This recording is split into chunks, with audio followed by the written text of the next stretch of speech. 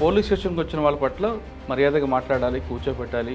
కానీ ఇంత స్పష్టమైన ఆదేశాలు ఉన్న తర్వాత కూడా మీరు పోలీస్ స్టేషన్కి వెళ్తే అక్కడ ఉన్న ఏసీపీ అధికారి మీరు ఆ విధంగా మాట్లాడడం వెనక అసలు ఏం జరిగింది చెప్పండి. మా నాన్నగారు బచ్చన్నపేటకి వెళ్ళి మా ఊరు పోచన్నపేట గ్రామానికి రిటర్న్ అయినారు. రిటర్న్ అయ్యే క్రమంలో తనను కొంతమంది దుండగులు కిడ్నాప్ చేయడం జరిగింది. అది ఎట్లా ఐడెంటిఫై అయిందంటే ఇమీడియట్గా మా నాన్నతో తిరిగే వాళ్ళని అలర్ట్ చేసిండు, ఇంటికి ఫోన్ చేసిండు, ఈవెన్ నాకు కూడా కాల్ చేసిండు. ఇమీడియట్ 100 డయల్ చేసిండు, 100 మల్టిపుల్ టైమ్స్ డయల్ చేసిండు. చేస్తే 4 టైమ్స్ కాల్ చేసిన తర్వాత బచ్చన్నపేట ఎస్ఐ చాలా హార్ష్గా మాట్లాడండి. మరి సార్ డెడ్ బాడీని హ్యాండ్ ఓవర్ చేయండి అంటే వాళ్ళు లేదు డెడ్ బాడీ 100 బీబీ నగర్ అవతల ఎక్కడో దూరంలో ఉంది, అక్కడ పోలేని పరిస్థితి ఉందని చెప్పినారు. నేను ఆ రోజు 3 o'clock నుంచి నైట్ 10 o'clock వరకు రిక్వెస్ట్ చేసుకుంటూనే ఉన్నా. మీ నాన్నగారిని ఎందుకు టార్గెట్ చేశారు ఇంతమంది? చైల్డ్ ల్యాండ్స్ గ్రాప్ చేయడం, గవర్నమెంట్ ల్యాండ్స్ గ్రాప్ చేయడం, పూర్ పీపుల్ ల్యాండ్స్ గ్రాప్ చేసుకోవడం, ఇల్లీగల్ మ్యూటేషన్స్ చేసుకొని రియల్ ఎస్టేట్ వెంచర్లు చేసుకోవడం, అమ్ముకోవడం. వాళ్ళు చేసినప్పుడు బాధితులు ఏంటంటే మా డాడీ దగ్గరకు వచ్చేటోళ్ళు. వాళ్ళు ఏమంటారంటే ఎక్కడైతే గవర్నమెంట్ ల్యాండ్ కానీ లేదంటే ఎక్కడ చిన్న సివిల్ డిస్ప్యూట్ ఉంటే ఆయన అందులో ఇన్వాల్వ్ అవుతారు. తర్వాత కొంత అమౌంట్ డిమాండ్ చేస్తారు. అమౌంట్ ఇచ్చిన తర్వాత విత్డ్రా చేస్తుంటారు. ఈ ప్రాబ్లమ్స్ వల్లే జరిగి ఉండొచ్చు అనేది ఒక ఎలిగేషన్. నో మా డాడీ ఎప్పుడు కూడా డబ్బులు తీసుకోలేదు. Throughout his career unblemished service. CBI enquiry కోసం వెళ్ళడం వెనక ఉద్దేశం 7 to 8 మర్డర్స్ అక్కడ జరిగినాయి బచ్చన్నపేటలో. సుకుమారి అని మా విలేజ్లోనే A7తోనే సుకుమార్కి ల్యాండ్ డిస్ప్యూట్ ఉంది. ఓకే, సర్వేయర్ వచ్చి తెల్లారి ఫిక్స్ చేయాలి boundaries. Okay, she found suspicious dead. Champak Hills ఏరియాలో మా డాడీ డెడ్ బాడీ ఫైండ్ అయిన దగ్గరనే ఒక అన్ఐడెంటిఫైడ్ బాడీ దొరికింది. ఆ బాడీ ఎవరిదో ఇప్పటివరకు ట్రేస్ అవుట్ అయితే లేదు, పోలీసులు కూడా చెప్పట్లేదు. ఇన్వెస్టిగేషన్ ఉంది కాబట్టి కామెంట్ చేయకూడదు. I'm not blaming task force, I'm not blaming CP. నాకు కనీసం సార్ నేను కంప్లైంట్ నేను బాధితుడిని. నేను అంటే ఫ్రెండ్లీ పోలీసింగ్ అమలు అవుతుంది అనుకుంటున్నారా? అసలు ఇక్కడ friendly policing is meant for only the political leaders and who has political power. అంటే మీరు సిబిఐకి డిమాండ్ చేశారా? సిబిఐకి చేతిలోకి పోతే మాత్రమే దీంట్లో ఉన్న ఎవరైతే సూత్రధారులు పాత్రధారులు అని అనుకుంటున్నామో పూర్తి స్థాయిలో బయటపడతారు.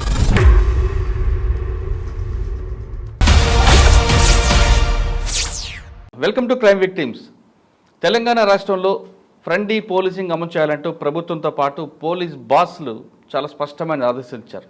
అంటే పోలీస్ స్టేషన్కి వచ్చిన బాధితుల పట్ల మర్యాదగా మాట్లాడాలి, అంతేకాకుండా అందరితో కాకుండా బాధితుల పట్ల మాత్రమే ఫ్రెండ్లీగా ఉండాలి, నిందితుల పట్ల కఠినంగా ఉండాలంటూ వాళ్ళు ఇచ్చిన ఆదేశాలకి పక్కదారు పడుతున్నట్లుగా తెలుస్తుంది.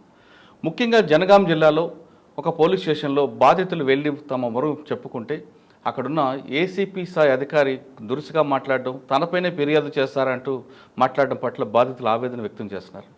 అది ఆ కేసు చిన్న మామూలు కేసు, పెట్టి కేసు కూడా కాదు, ఒక మర్డర్ కేసు. మాజీ ఎంపీడీగా పనిచేసిన రామకృష్ణయ్య గారు చనిపోతే తన తండ్రిని హత్య చేసిన వాళ్ళని శిక్షించకుండా వేరే వాళ్ళని పెడుతున్నారంటూ రామకృష్ణ గారి కొడుకులు పోలీస్ స్టేషన్కి వెళ్తే అక్కడున్న ఏసీపీ దురుసుగా మాట్లాడుతున్నారు అనేది ప్రధాన ఆరోపణ. అసలు ఏం జరిగింది, రామకృష్ణ హత్య వెనక ఎవరున్నారనే విషయాల్ని ప్రస్తుతం మనతో మాట్లాడడానికి రామకృష్ణ గారు అబ్బాయి అశోక్ లైన్లో ఉన్నారు. అశోక్ అడిగి పూర్తి వివరాలు తీసుకున్నాం. అశోక్ నమస్తే. నమస్కారం సార్. చాలా సాధారణంగా తెలంగాణ స్టేట్లో ఫ్రెండ్లీ పోలీసింగ్ ఉంది. తెలంగాణ స్టేట్గా తెలుగు స్టేట్లో ఉంది. ఫ్రెండ్లీ పోలీసింగ్ పెట్టడానికి కారణం ఏంటంటే పోలీస్ స్టేషన్కి వచ్చిన వాళ్ళ పట్ల మర్యాదగా మాట్లాడాలి, కూర్చోబెట్టాలి, బాధితుల పట్ల మాత్రమే ఫ్రెండ్లీ తప్ప నిందితుల పట్ల ఫ్రెండ్లీ కాదని చాలా స్పష్టమైన ఆదేశాలు ఉన్నాయి. కానీ ఇంత స్పష్టమైన ఆదేశాలు ఉన్న తర్వాత కూడా మీరు పోలీస్ స్టేషన్కి వెళ్తే అక్కడున్న ఏసీపీ అధికారి మీరు ఆ విధంగా మాట్లాడడం వెనక అసలు ఏం జరిగింది చెప్పండి. సార్ యాక్చువల్గా ఏం జరిగిందంటే దీని బ్యాక్డ్రాప్ అంతా June 15th రోజు మా నాన్నగారు బచ్చన్నపేటకి వెళ్ళి మా ఊరు పోచన్నపేట గ్రామానికి రిటర్న్ అయినారు. రిటర్న్ అయ్యే క్రమంలో ఆ రోజు అరౌండ్ ఈ 4:35 ఆ ప్రాంతాన తనను కొంతమంది దుండగులు కిడ్నాప్ చేయడం జరిగింది. అది ఎట్లా ఐడెంటిఫై అయిందంటే ఆ రోజు థర్స్డే. మై ఫాదర్ అంటే సాయిబాబా డివోటీ. ఆ రోజు ఏం తినరు, ఎక్కడికి వెళ్ళినా కానీ ఖచ్చితంగా వచ్చేస్తారు, ఇంటికి వచ్చేస్తారు. సో ఆ రోజు సాయంత్రం అయింది, లేట్ అయింది, ఇంకా రావట్లేదని చెప్పేసి మా తమ్ముడు కొంచెం అనుమానంతో వెళ్ళిపోయాడు అంటే సర్చ్ చేయడానికి. అక్కడ ఒక బండి సస్పీషియస్గా వెహికల్ పార్క్ చేసి ఉంది, టైర్ గ్రూవ్ మార్క్స్ ఉన్నాయి వెహికల్ ముందు. సో మనిషి లేడు. ఇమీడియట్గా మా తమ్ముడు అక్కడ ఎతకడం స్టార్ట్ చేసిండు. కొంచెం హ్యాండిక్యాప్డ్ మా తమ్ముడు, వెతకడం స్టార్ట్ చేసాడు. స్టార్ట్ చేస్తే అక్కడ ఎక్కడ కనిపించలేదు. ఇమీడియట్గా మా నాన్నతో తిరిగే వాళ్ళని అలర్ట్ చేసిండు, ఇంటికి ఫోన్ చేసిండు, ఈవెన్ నాకు కూడా కాల్ చేసిండు. ఇమీడియట్ 100 డయల్ చేసిండు, 100 మల్టిపుల్ టైమ్స్ డయల్ చేసిండు. బచ్చనపేట ఎస్ఐ గారికి కూడా కాల్ చేసినారు.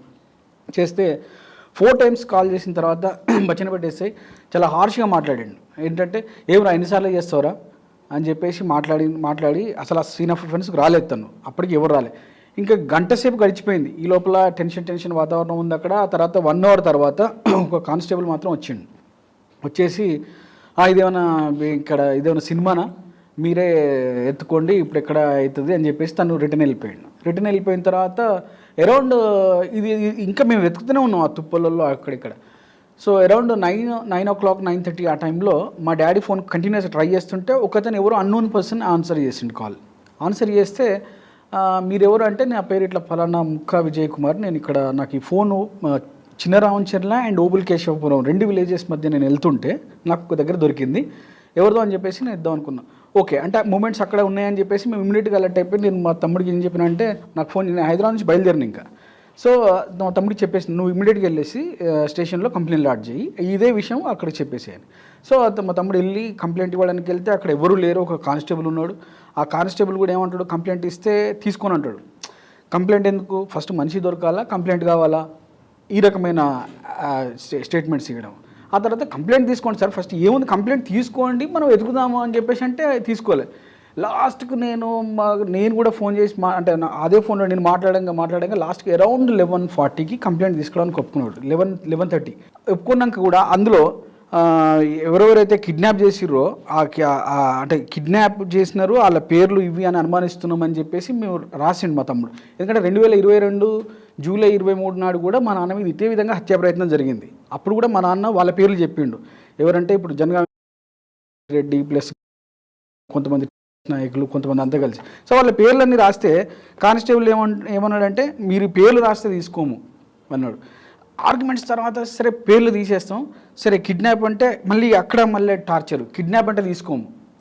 ఇది ఏంటి సార్, కిడ్నాప్ తీసుకోండి సార్ ఫస్ట్ అయితే తీసుకోండి అంటే ఒక కంప్లైంట్ తీసుకున్నాడు. తీసుకున్న తర్వాత ఒక కానిస్టేబుల్ మా తమ్ముతో వచ్చిండు. ఒక 10 నిమిషాలు మళ్ళీ ఎక్కడైతే ఫోన్ దొరికిందో ఆ ఏరియాలో కొంచెం సర్చ్ చేసినట్టు చేసేసి ఇమీడియట్గా జస్ట్ ఈ left of the scene saying that ఇప్పుడు నైట్ అయిపోయింది, కార్ వెళ్ళదు ఇంకా మీరే ఎత్తుకోండి అని. Then by that time I reached. నేను వెళ్ళి మేమంతా కలిసి మా చుట్టాలు అందరం కలిసి ఆ ఏరియా మొత్తం జల్లెడబట్టినాం. మొత్తం ఎక్కడ ట్రేసెస్ లేవు. కానీ కొన్ని ప్లేసెస్ సస్పీషియస్ కనిపించినాయి. ఏంటంటే లిక్కర్ ఫ్రెష్గా అప్పుడే తాగినట్టున్నారు, స్టఫ్ అదంతా అక్కడ కనబడింది. సో అవన్నీ ఐడెంటిఫై చేసుకున్నాం. టైర్ గ్రూవ్స్ ఉన్నాయి అక్కడ కొన్ని. సో అవన్నీ మేము ఎప్పటికప్పుడు ఇన్ఫర్మేషన్ షేర్ చేస్తూనే ఉన్నాం పోలీసులతో. కానీ ఇప్పటివరకు కూడా ఎస్ఐ పోలీస్ స్టేషన్లో లేడు, అసలు సీన్ ఆఫ్ అఫెన్స్కి రాలేదు ఇంతవరకు కూడా. ఆ రోజు అట్లా గడిచిపోయింది. తెల్లారింది ఇంకా 15th రోజు మా నైట్ మొత్తం మేము ఎతుకుతున్నాను. 16th అయింది. 16th మార్నింగ్ నేను మళ్ళీ బచ్చనపేట పోలీస్ స్టేషన్ వెళ్ళిన అరౌండ్ 7 o'clock. వెళ్తే ఎస్ఐ గారు ఇంకా రాలేదు, వస్తారని చెప్పేసి అన్నారు. Almost I waited for 3 hours. Around 10 o'clock SI వచ్చినారు. సో ఎస్ఐ వచ్చినాక పోయి ఇట్లా మరి సర్చ్ ఇప్పటికే లేట్ అయింది కదా సార్, మనం కొంచెం మీరు చేయండి సార్, కొంచెం వేగంగా చేయండి సార్ అంటే ఏమంటాడు, కంప్లైంట్ అంటాడు. అదేంటి సార్ నైట్ ఇచ్చినా కదా కంప్లైంట్ అంటే, లేదు అది సాఫ్ట్వేర్లో ప్రాబ్లం ఉంటుంది, నైట్ అప్లోడ్ చేస్తే అప్లోడ్ కాదట. Being a software engineer my self, అతను నాకు ఈజ్ బ్లాటెంట్లీ లయింగ్. నేను అదేంటి సార్ మీరు కంప్లైంట్ ఇస్తే ఎఫ్ఐఆర్ చేసుకోవాలి కదా, మీరు చేసుకో, మళ్ళీ కంప్లైంట్ ఇవ్వమంటారు ఏంటి అంటే, లేదు నువ్వు ఎందుకు ఆర్గ్యూ చేస్తున్నావు అని చెప్పేసి స్టార్టెడ్ షౌటింగ్ ఎట్ మీ, అరుస్తూ ఉన్నాడు. అంటే హీఈస్ యూజింగ్ ఫిల్తీ లాంగ్వేజ్. కొన్నిసార్లు నేను కూడా కొంచెం గట్టిగా మాట్లాడాను, ఏంటి సార్ మీరు ఇట్లా చేస్తున్నారంటే స్టార్టెడ్ యూజింగ్ ఫిల్తీ లాంగ్వేజ్. ఆ తర్వాత నేను అప్సెట్ అయిపోయి ఇమీడియట్గా నేను సిపి గారికి 3 times కాల్ చేసిన, డీసీపీ గారికి 3 times కాల్ చేసిన, the didn't answer my call. ఆ తర్వాత వచ్చేసి ఇంకా నేను టైం అంత ఏమంటాడు, మళ్ళీ నువ్వు కంప్లైంట్ ఇస్తేనే నేను సర్చ్ స్టార్ట్ చేస్తాను. సో ఇంకా నాకు ఆప్షన్ లేదు, నేను మళ్ళీ ఇస్తాను ఒప్పుకున్నా. అప్పుడు మళ్ళీ సేమ్ కిడ్నాప్ అండ్ ఇది అక్యూజ్డ్ నేమ్స్ అయితే సస్పెక్ట్ నేమ్స్ ఏవైతున్నాయో ఆ సస్పెక్ట్ నేమ్స్ అన్నీ రాసి నేను ఇస్తే నో ఈ నేమ్స్ రాసి తీసే అంటాడు. ఆ తర్వాత ఇక నేను కాంప్రమైజ్ అయిపోయినా, నేమ్స్ రాసి. ఆ తర్వాత మధ్యలో సిఐ గారు కూడా వచ్చినాడు, నాగబాబు. ఆయన ఇదే వర్షన్, నువ్వు కిడ్నాప్ అని నువ్వు ఎట్లా అంటావు, నువ్వు చూసినావా సార్, అక్కడ ప్రైమా ఫేసి క్లియర్గా ఉంది, టైర్ గ్రూవ్స్ ఉన్నాయి, బండేమో అనుమానాస్పదంగా రోడ్ మధ్యలో పార్క్ చేసింది, మనిషి కనబడతలేడు, ఇన్ని ఉన్నాక మీరు ఇట్లా అంటే నో ఇవన్నీ తీసేసి మిస్సింగ్ అని ఏమంటాడు. అక్కడ దాదాపు they tortured me for almost more than 2.5 hours. 12 అవుతుంది ఆల్మోస్ట్. అప్పటికి ఇంకా అప్పుడు నేను నేను నేను ఒప్పుకోలేదు సార్. అంటే మీరు మిస్సింగ్ ఇవ్వడానికి మీకే అబ్జెక్షన్? మిస్సింగ్ అని ఇస్తే సార్ ఇప్పుడు ఇంటెన్సిటీ చేంజ్ అయిపోద్ది కదా సార్. కాదు జనరల్గా ఎలాగుంటాయంటే మిస్సింగ్ అని ఇచ్చిన తర్వాత ఒకవేళ రియల్గా కిడ్నాప్ అయింది అనుకోండి, వాళ్ళే సెక్షన్ ఆల్టర్నేట్ చేసుకుంటారు కదా. కానీ అక్కడ కిడ్నాప్ అయిందన్నట్టు మనకు మీకున్న ఇన్వెస్టిగేషన్లో ఫర్దర్గా జనరల్గా ఎలాగుంటాయంటే procedure first missing. Okay, missing అయిన తర్వాత అది మిస్సింగ్ అయి మీ నాన్నగారు ఆయన సేఫ్గా వచ్చారనుకోండి, అది మిస్సింగ్ కేసుగానే క్లోజ్ చేస్తారు. లేదు మీ నాన్నగారు మీకు కాల్ చేసి నన్ను ఎవరో కిడ్నాప్ చేసి ర్యాంసమ్ అమౌంట్ అడుగుతున్నాడని ఎవరైనా మీకు చెప్పారనుకోండి, లేదా వాళ్ళు ఎవరైనా మీ నాన్నగారు ఫోన్ చేశారనుకోండి, అది ఆటోమేటిక్గా కిడ్నాప్ సెక్షన్ ఆల్టర్నేట్ అయిపోద్ది. మీరు చెప్పినా నేను చెప్పినా ఉండదు అది. నెంబర్ 2. నెంబర్ 3, ఒకవేళ మీరు అన్నట్లుగా జరగాల్సింది జరిగింది, నష్టం జరిగింది, ఆ సెక్షన్ ఏమవుద్ది ఆటోమేటిక్గా 302గా ఆల్టర్నేట్ అవుతుంది. అది దానికి మనం చెప్పాల్సిన అవసరం లేదు. అంటే మీరు ఎందుకు మిస్సింగ్ కిడ్నాప్ అని మీకు ఆ థాట్ ఎందుకు వచ్చింది? ఎందుకు థాట్ వచ్చిందంటే సార్, మాకు ఆల్రెడీ 2022లో మా నాన్న మీద హత్యా ప్రయత్నం జరిగింది. ఓకే, అక్కడ సిచ్యువేషన్ అక్కడ 174 సర్వే నెంబర్ మీద కొన్ని ఇష్యూ జరుగుతుంది. 174 సర్వే నెంబర్లో అదంతా ఉంది. సో ఇదంతా దీని బ్యాక్ డ్రాప్లో జరుగుతుంది కాబట్టి మా నాన్న సర్టన్లీ ఖచ్చితంగా కిడ్నాప్ కాబడే ఉంటాడు అక్కడ. ఎందుకంటే అక్కడ అనుమానాస్పదంగా ఉంది కాబట్టి మేము అడిగినాం. రాశారు కదా, రాసిన తర్వాత తీసుకున్న తర్వాత సిఐ నాగబాబు గారు ఏం చేసినారంటే, రాత్రి మేమైతే రాత్రి అంతా ఎక్కడైతే తిరిగినామో జల్లెడ పెట్టినామో అదే ఏరియాలో మళ్ళీ తిరగడం స్టార్ట్ చేసిండు. సార్ మేము ఆల్రెడీ ఇక్కడ తిరిగినాము సార్, కొంచెం మనం ఇంకేదైనా కొంచెం డిఫరెంట్గా చేస్తే అంటారు. నో నేనా నువ్వా చేసేది? సో అన్నీ అక్కడెక్కడెక్కడెక్కడే తిరిగేసి ఆ రోజు I mean precious time waste trace అయింది. అయితే ఆ తర్వాత నైట్ ఏం జరిగిందంటే, స్పెషల్ బ్రాంచ్ ఏసీపీ గారు నాకు అరౌండ్ 10:30 తిరుమల్ గారు నాకు కాల్ చేసినారు. అశోక్, నేను ఇట్లా ఏసీపీ గారిని మాట్లాడుతున్నా అంటే, ఓకే నేను చెప్పిన, సో ఇది జరిగింది, ఎస్ఐ గారి బిహేవియర్ ఇట్లుంది, సిఏ గారి బిహేవియర్ ఇట్లుందంటే ఇమీడియట్గా ఒక్క నిమిషం అని చెప్పేసి తర్వాత ఫోన్ చేసినాక సిపి గారు కాల్ చేశారు, రంగనాథ్ సార్. ఎవరు? రంగనాథ్ సార్ కాల్ చేసి ఏంటంటే, సార్ ఇట్లా ఉంది, నేను అక్యూజ్ నేమ్స్ అన్నీ చెప్తున్నా, నేను ఎవరు కూడా వాళ్ళని ఇన్వెస్టిగేట్ చేయట్లేదు, నన్ను ఒట్టి ఇట్లా చెప్తే సార్ అవి క్లియర్గా చెప్పేసిన సార్. ఇమీడియట్గా task force ACP Jitender Reddy గారిని కాన్ఫరెన్స్ తీసుకొని, సో రేపు మార్నింగ్ వాళ్ళకల్లా వీళ్ళని తీసుకొచ్చేసి ఇన్వెస్టిగేషన్ స్టార్ట్ చేయన్నారు. 17th రోజు ఎంత సార్ వాళ్ళు వచ్చి టాస్క్ ఫోర్స్ డిప్లాయ్ అయినాక జస్ట్ 3-4 అవర్స్లోనే కంప్లీట్ కేసు అయిపోయింది. ఎప్పుడు నాకు అరౌండ్ 3 o'clock ఇక్కడ మళ్ళీ టాస్క్ ఫోర్స్ వాళ్ళు డెడ్ బాడీ లోకల్ పోలీస్కి హ్యాండ్ ఓవర్ చేసి దే వెంట్ ఆఫ్. ఆ తర్వాత నుంచి మళ్ళీ షురు. సిఏ నాగబాబు గారు ఏమంటారు, నాకు sir dead body trace out అయింది కదా, 17th రోజే ట్రేస్ అవుట్ అయింది. ఆయన 3 o'clock నాకు అన్అఫిషియల్ 302 మార్చారు. అప్పటికి ఇంకా ఆల్టర్ చేసిరో చేయలేదు నాకు పూర్తిగా తెలియట్లేదు అక్కడ లోపల ఏం జరుగుతుంది. నాగబాబు గారు వచ్చి అన్అఫిషియల్గా ఏం కమ్యూనికేట్ చేసినారంటే, ఇట్లా డెడ్ బాడీ దొరికింది అంటే, సరే నేను అప్పటికే ఐ వాజ్ వెరీ సాడ్ అని ఏడుస్తున్నా, సో మరి సార్ డెడ్ బాడీని హ్యాండ్ ఓవర్ చేయండి అంటే, లేదు dead body hundreds BB Nagar అవతల ఎక్కడో దూరంలో ఉంది, అక్కడ పోలేని పరిస్థితి ఉందని చెప్పినారు. ఎంత పోలేని పరిస్థితి ఉన్నా dead body same day hand over చేస్తారు కదా సార్, ఫార్మాలిటీస్ కంప్లీట్ చేసుకొని.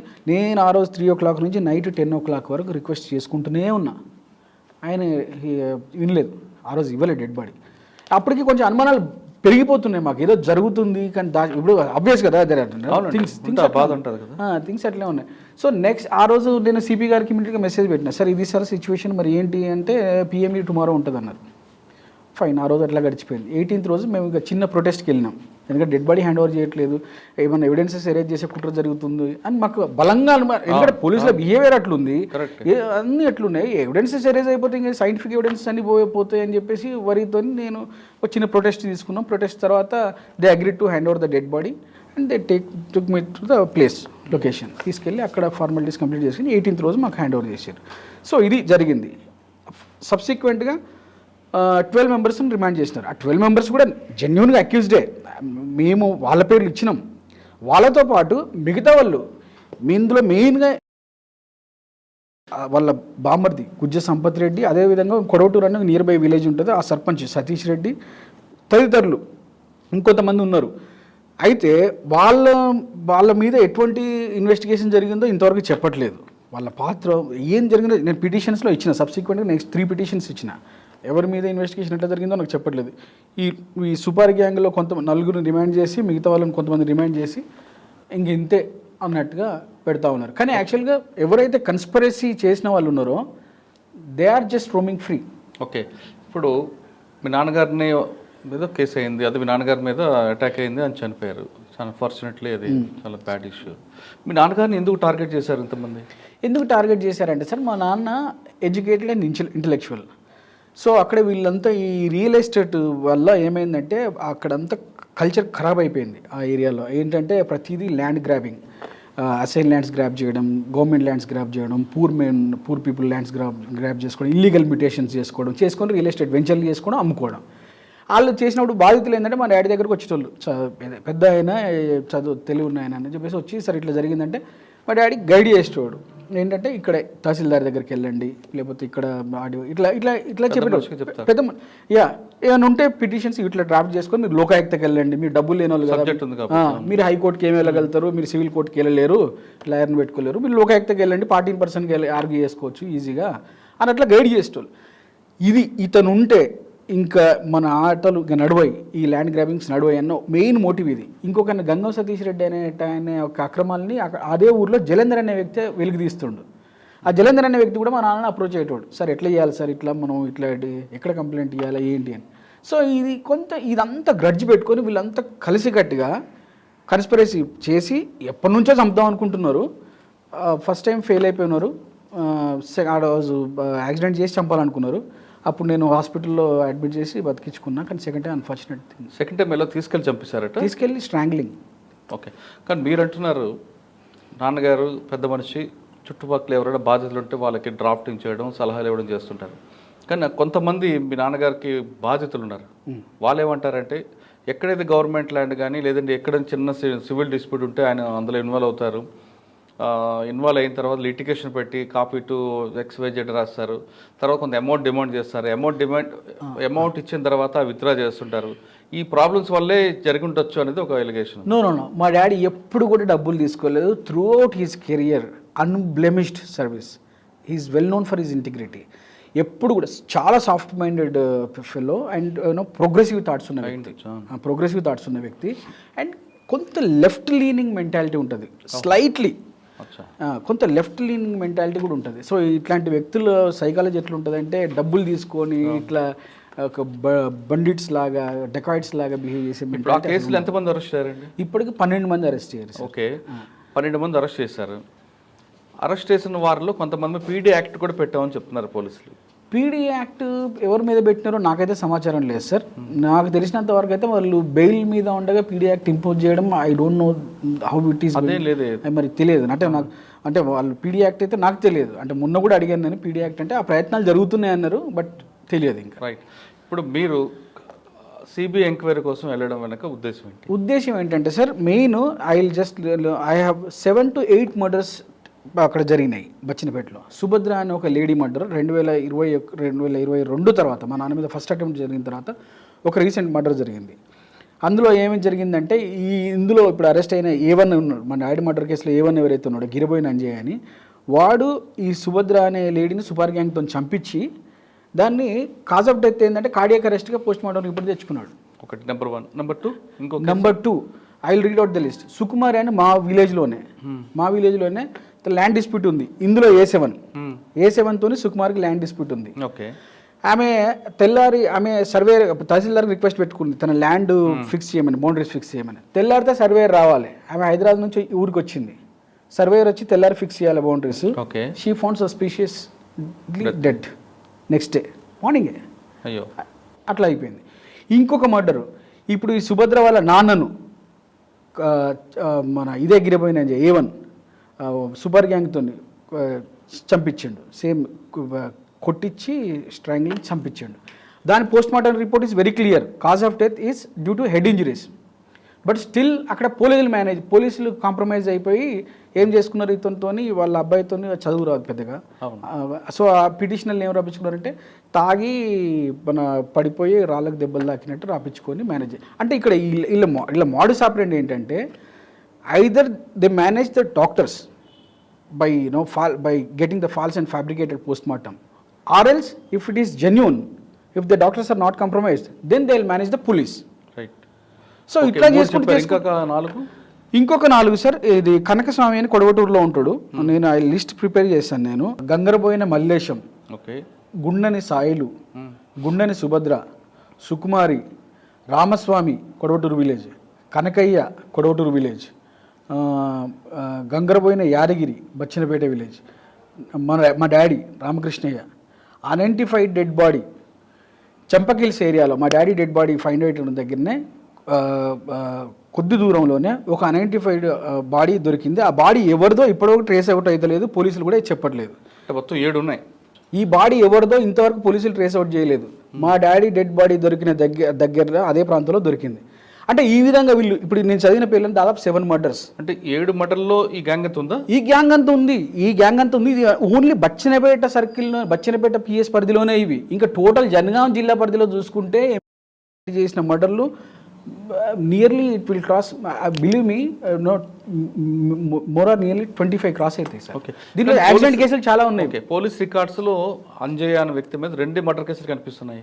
2 మర్డర్ కేసులు కనిపిస్తున్నాయి అంటే సార్ ఇప్పుడు వీళ్ళు పోలీసు ఇప్పుడు ఈ మర్డర్ కూడా, సుభద్ర మర్డర్ కూడా ఎప్పుడు వచ్చింది సార్ బయటికి? ఇప్పుడు మా నాన్న మర్డర్ తర్వాత వాళ్ళు బయటకు వచ్చింది. ఇది ఈ గుండెని సాయిలు అంటే సుభద్ర వాళ్ళ డాడీని చంపింది ఎప్పుడు 2015-16లో. అంటే వీళ్ళ గ్యాంగ్ అంతా ఏంటంటే సంవత్సరాల తర్వాత చేసుకుంటూ వస్తున్నారు, మేనేజ్ చేసుకుంటూ వస్తున్నారు. ఇప్పుడు పోలీసుల వర్షన్ ఏంటంటే ఎప్పుడో జరిగిన మర్డర్ని ఇప్పుడు మేము మళ్ళీ తలకెత్తుకోవాలా. So this is not an issue of getting something right. So ఇప్పుడు మీకు 12 మంది అరెస్ట్ చేసి పంపించారు. మీకు కనుక్కున్న వ్యక్తుల్ని అంటే మీకు ఎవరి మీద అనుమానం ఉందో ఆ పేర్లు అందులో లేవు. అనుమానం పేర్లు ఉన్నాయి. అరెస్ట్ చేసిన వాళ్ళు అందరూ కూడా జెన్యూన్ నేరస్తులే, నేను కాదనట్లేదు. వెనకున్న వ్యక్తులు అరెస్ట్ చేయలేదు, వీళ్ళందరూ మేము చెప్పినమే సూపర్ గ్యాంగ్ తో సహా. కానీ వెనకున్న వ్యక్తులను అరెస్ట్ చేయకుండా ఈ విషయాన్ని ఏసీపీ గారి వరకు ఏం జరిగిందండి? ఏసీపీ గారికి నేను మొన్న కూడా ఎదిగిన సార్. ఇప్పుడు 174 డిస్ప్యూట్ ల్యాండ్లో ఉన్న అందరిని అరెస్ట్ చేసినారు. గిరిపోయిన ఎంజాయ్ A1 తమ్ముళ్ళు ఇద్దరు బాలసిద్ధులు పరశురాములు, వీళ్ళిద్దరిని ఎందుకు అరెస్ట్ చేయలేదు సార్? వీళ్ళ పాత్ర లేదనుకుంటారా? సుభద్ర మర్డర్ జరగడానికి బాలసిద్ధులే కదా సూపర్ గ్యాంగ్ తీసుకొచ్చిందంటే అవి వాళ్ళు ఒప్పుకోలేదు, నువ్వు ఎట్లా చెప్తావు అంటారు. అంటే ఒప్పుకోలేదంటే సార్ ఇప్పుడు మిగతా వాళ్ళందరూ ఉంటారు, వాళ్ళ A1 యొక్క తమ్ముళ్ళు ఇద్దరు మాత్రం ఉంటారు. అంటే దీని వెనుక ఒక ఆలోచన, A1 జైలుకి పోయింది కాబట్టి A1 మళ్ళీ బెయిల్ మీద తీసుకురావడానికి ఇద్దరు అన్నదమ్ములు బయట ఉంచారు. ఇది నా ఆలోచన. సో నా ఆలోచన అంటే ఇప్పుడు ఏంది, ఇప్పుడు ఈ ఇద్దరు అన్నదమ్ములు కూడా జైలుకి పోతే వీళ్ళని తీసుకురావడానికి ఉండరు కాబట్టి అంటే ఇదంతా ఏంటంటే ఒక ట్రాన్స్పరెన్సీ ఎక్కడ పోతున్నట్టు కనిపిస్తుంది సార్. అంటే బాలసిద్ధులు కూడా డెకాయిట్ వాళ్ళ తమ్ముడు, A1 యొక్క తమ్ముడు. సో అతన్ని బయట పెట్టేసి ఇంకెక్కడ ఇన్వెస్టిగేషన్ ఉంది కాబట్టి కామెంట్ చేయకూడదు. కానీ మీరు పోలీస్ స్టేషన్కి వెళ్ళినప్పుడు ఈ కేసుని టాప్ లెవెల్లో ఉంది కాబట్టి సిపి గారు కూడా ఏసీపీకి ఎంటర్ చేసినట్టున్నారు. ఐఓ ఏసీపీ అనుకుంటారు. అవును, మరి ఆయన మీతో బాగానే మాట్లాడుతున్నారు కదా. సిపి గారు నేను కాదనట్లేదు. I'm not blaming task force, I'm not blaming CP. DCP గారి మీద కూడా నాకు ఏమీ లేదు. ఏసీపీ గారి మీద కూడా నాకు ఒక మెయిన్ కన్సర్న్ ఏంటంటే he's not taking my input so seriously and also he's suppressing me like anything when I approach him. That's the main concern. నాకు కనీసం సార్ నేను కంప్లైంట్, నేను బాధితుడిని, నాకు మినిమం చెప్పాలి కదా సార్. సరే నువ్వు ఇచ్చిన ఇది దొరుకుతలేదా, మరి ఏం చేద్దామని ఒక మాట చెప్పాలి కదా. అవుట్ రైట్గా లేదు, ఒప్పుకుంటలేరు, ఏం చేయాలి? సుభద్ర కేసులో కూడా నేను ఆ రోజు పిఎస్లో ఏసీపీ గారికి చెప్పిన, మా డాడీ డెడ్ బాడీ దొరికిన సార్, సుభద్రను కూడా వీడే చంపినట్ట అంటే మేము ఆల్రెడీ వాడిని అడిగినా ఒప్పుకోలేదన్నారు. కానీ 2 days తర్వాత సిపి గారే ప్రెస్ మీట్ పెట్టి వరంగల్లో సుభద్ర కేసులో వీళ్ళని కూడా చెప్పినారు. అంటే ఏసీపీ గారు మళ్ళీ అదే టోన్లో మొన్న సుభద్ర వాళ్ళ డాడీని కూడా వీళ్ళే చంపినట్టు కదా సార్ అంటే ఒప్పుకోలేదు. I mean the tone he selected, the way he spoke is is not making me to believe that the investigation is going in a right manner. That is a problem. అంటే friendly policing అమలవుతుంది అనుకుంటున్నారా అసలు? ఇక్కడ friendly policing అనేది greatest myth. It's a myth. Friendly policing is meant for only the political leaders and who has political power. That's it, not for common man. Sir నేను అంత education ఉంది, నాకు వెళ్తేనే నా పరిస్థితి ఇట్లా చేసినారు సార్. అది కూడా grave murder case, gruesome murder కేసులో మా డాడీ కోసం నేను ఇంత ఫైట్ చేస్తున్నాను, ఇప్పటికి ఫైట్ చేస్తున్నాడు. నేను తొక్కని గడపలేదు సార్. నేను ఎస్సీ కమిషన్ దగ్గరికి వెళ్ళినా, నాకు ఎస్సీ కమిషన్ నుంచి కూడా నాకు మద్దతు రాలేదు పెద్దగా. ఫస్ట్ ఎస్సీ కమిషనర్ ఆయన డైరెక్టర్ బాగానే రియాక్ట్ అయినారు. సునీల్ కుమార్ బాబు గారి మీద బాగా రెప్యుటేషన్ ఉంది బయట. పీపుల్ సెట్ దట్ గట్టిగా నిలబడుతాడు సునీల్ కుమార్ సార్ అది ఇది అన్నారు. నేను వెళ్ళిన 2 సార్లు వెళ్ళినప్పుడు బాగానే మాట్లాడినారు, పాజిటివ్గానే ఉన్నారు. థర్డ్ టైం వెళ్ళినప్పుడు ఏమన్నారు తెలుసా అండి, ఎందుకు ఫైట్ చేస్తున్నావు, వాళ్ళు పొలిటికల్ పవర్ ఉన్న వాళ్ళు, go home and take rest, ఎందుకు ఫైట్ చేస్తున్నావు నువ్వు, ఇది కాదు సార్ స్పాట్ విజిట్ పెడతా అంటే అంతకుముందేమో ఒప్పుకున్నారు, స్పాట్ విజిట్ కుదరదు, రారు, వైస్ చైర్మన్ లేరు, ఏదో అంటే డిస్కరేజింగ్ అండ్ డిమోరలైజింగ్ మేనర్లో మాట్లాడినారు. నేను అప్సెట్ అయిపోయి ఇమీడియట్గా నేను ప్రెసిడెంట్ ఆఫ్ ఇండియాకు గ్రీవెన్స్ రైజ్ చేసిన. గ్రీవెన్స్ రైజ్ చేస్తే అక్కడ నుంచి వాళ్ళకి ఏదో డైరెక్షన్ వచ్చినట్టుంది. ఎస్సీ కమిషనర్ నాకు పర్సనల్గా మళ్ళీ ఫోన్లో మాట్లాడి, లేదు నేను ప్రయత్నం చేస్తున్నా కదా, స్పాట్ విజిట్ నేను ప్రయత్నం చేస్తున్నా అని చెప్పేసి అన్నారు. సో ఇది అంటే ఇన్ని రకాలుగా నేను ప్రయత్నం చేస్తున్నాను. డీజీపీ గారికి ఒక రిప్రజెంటేషన్ ఇచ్చిన. నేను ఇప్పటికే ఫైట్ ఆపేది లేదు. నేను హైకోర్టులో రిట్ పిటిషన్ కూడా ఫైల్ చేసిన, ఆనరబుల్ హైకోర్టులో. ఏంటంటే సిరీస్ ఆఫ్ మర్డర్స్లో సిబిఐ ఇన్వెస్టిగేషన్ హ్యాండ్ ఓవర్ చేసినట్టు ఇంతకుముందు సుప్రీంకోర్టు వర్డిక్ట్స్ ఉన్నాయి, హ్యాండ్ ఓవర్ చేసిన కేసులు ఉన్నాయి. నేను అదే గ్రౌండ్ మెయిన్ మీద దాని మీదనే రిలే అవుతున్నా. అంటే మీరు సిబిఐకి డిమాండ్ చేశారా? ఎస్, సిబిఐకి చేతిలోకి పోతే మాత్రమే దీంట్లో ఉన్న ఎవరైతే సూత్రధారులు పాత్రధారులు అని అనుకుంటున్నామో పూర్తి స్థాయిలో బయటపడతారు సార్. అంటే సిబిఐకి వెళ్ళలేక ముందు స్టేట్ ఏజెన్సీ సిఐడి ఉంటుంది కదా, దాన్ని కాకుండా మీరు సిబిఐకి ఎందుకు వెళ్ళారు? అంటే సిఐడికి వెళ్తే సార్ ఇప్పుడు అది స్టేట్ కంట్రోల్లో ఉంటుందని ఒకే ఒకటి. అండ్ ఇంకోటి ఏంటంటే సిబిఐకి ఇట్లాంటి సిరీస్ ఆఫ్ మర్డర్స్ను బ్రేక్ చేసిన హిస్టరీ ఉంది. అండ్ సుప్రీంకోర్టు కూడా జడ్జిమెంట్స్ ఉన్నాయి, సిబిఐకి అప్పగించిన జడ్జిమెంట్స్. మనం ఆ గ్రౌండ్ని మేక్ చేసుకునే మనం పిటిషన్ వేయడం. కోర్టు పిటిషన్ సార్ రెస్పాన్స్ ఎలా ఉందండి? అంటే పిటిషన్ ఇప్పుడు అడ్మిషన్ స్టేజ్లోనే ఉంది, అంటే కోర్టులో ఉంది కాబట్టి మనం కమెంట్ చేయకూడదు. పర్సనల్ నోటీసెస్ అయితే సర్వ్ అయినాయి. మన ఎవరైతే మన సిఐ అండ్ బచ్చినపేట ఎస్ఐ ఉన్నారో, అందులో కొంతమంది ఆఫీసర్లు సస్పెండ్ అయినట్టున్నారు కదా. ఒక ఎస్ఐ మాత్రం సస్పెండ్ అయ్యిండు. అయితే సిఐని ఎందుకు సస్పెండ్ చేయలేదో నాకు ఇంతవరకు అర్థం కాదు. ఎందుకంటే సిఐ కూడా దాంట్లో పూర్తి స్థాయి హ్యాండ్ ఉంది అని నేను అనుకుంటున్నా. అశోక్ గారు చెప్పండి, ఫైనల్గా మీ డిమాండ్ ఏంటి? ఫైనల్గా నా డిమాండ్ ఏంటి సార్, ఇది ఇన్వెస్టిగేషన్ ప్రాపర్గా ట్రాన్స్పరెంట్గా జరగాలి. దీంట్లో సూత్రధారుల్ని, మెయిన్ కన్స్పిరేటర్స్ ఎవరైతే ఉన్నారో, జనగాం ఎమ్మెల్యేతో సహా, ముత్తిరెడ్డి యాదగిరి రెడ్డితో సహా, బుజ్జ సంపత్ రెడ్డి, గంగం సతీష్, వీళ్ళతో అందరినీ అరెస్ట్ చేయాలి. ఇన్వెస్టిగేషన్ ఫెయిర్ అండ్ ట్రాన్స్పరెంట్ మేనర్లో జరగాలి. అదేవిధంగా ఈ సిరీస్ ఆఫ్ మర్డర్స్ ఏవైతే జరిగినాయో ఇంతకుముందు, వాటి మీద కూడా ఇన్వెస్టిగేషన్ జరగాలి. ఇంకొకసారి ఆ మండలంలో ఇట్లా జరగకుండా ఉండాలి. ఒకప్పుడు ఇది చాలా పీస్ఫుల్ ఏరియా, ఎక్సెప్ట్ మేము చిన్న ఉన్నప్పుడు నక్సలిజం అది కొద్దిగా డిస్టర్బెన్స్ ఉండే తప్పితే, ఆ తర్వాత ఎప్పుడు కూడా ఇట్లా లేవు. రియల్ ఎస్టేట్ భూమి నుంచి ఈ రియల్ ఎస్టేట్ వచ్చిన కాడ నుంచి మనుషులు మొత్తం పొల్యూట్ అయిపోయి ఈ రకంగా జరుగుతుంది. ఇప్పుడు కూడా ఇల్లీగల్ బచ్చనపేట మండలాన్ని లోకాయుక్తలో ఎన్ని పిటిషన్లు ఉంటాయి చూడండి. చాలా పిటిషన్స్ ఉంటాయి, బచ్చనపేట, జనగాం ఈ ఏరియాల నుంచి చాలా పిటిషన్స్ ఉంటాయి. So that itself indicates that the land grabbers are roaming freely by doing all these crimes. So ఇవన్నీ ఆగిపోవాలంటే ఇవన్నీ వీటి మీద ఇన్వెస్టిగేషన్ జరగాలి ఫెయిర్ మేనర్లో. సార్ ఫైనల్గా చెప్పండి, పోలీస్ స్టేషన్కి వెళ్ళిన మీలాంటి వాళ్ళకే ఈ విధంగా జరిగితే సామాన్యుడి పరిస్థితి ఎలా ఉందనుకుంటున్నారు? అసలు అటువంటి జరగకుండా ఉండాలంటే ఏం చేయాలి? సార్ ఒకటి సార్, ఇప్పుడు పోలీస్ స్టేషన్లో అంటే అంతో ఇంతో మాట్లాడగలిగే నాకు ఇంత అన్యాయం ఘోరంగా ట్రీట్మెంట్ జరిగింది. రేపు ఎవరికైనా ఇదే జరుగుతుంది. సామాన్యుడికి కూడా ఈ విధంగా జరగొద్దంటే మెయిన్ ఎవరైతే అఫీషియల్ అంటే హై లెవెల్లో ఉన్నారో, సిపి గారు లాంటి వాళ్ళు కానీ, డీజీపీ లాంటి వాళ్ళు కానీ, సో వాళ్ళు ఈ సబార్డినేట్స్ ఎవరైతే ఉన్నారో, ఎస్ఐలు కానీ, సిఐలు, వీళ్ళ మీద కంటిన్యూస్గా నిఘా పెట్టాలి. వీళ్ళు ఏం చేస్తున్నారో నిరంతరం పర్యవేక్షించాలి. అప్పుడప్పుడు గ్రౌండ్ లెవెల్లో వాళ్ళు ఎంక్వైరీ రిపోర్ట్ తెప్పించుకోవాలి, వీళ్ళ బిహేవియర్ ఎట్లుంది ఏంటి. పోలీస్ స్టేషన్ పోతే పిటిషన్ ఇస్తే రిసిట్ ఇచ్చేది అది లేదు, అక్నాలెడ్జ్మెంట్ ఇవ్వడానికి టార్చర్ పెడతారు. ఈ కల్చర్ పోవాలి.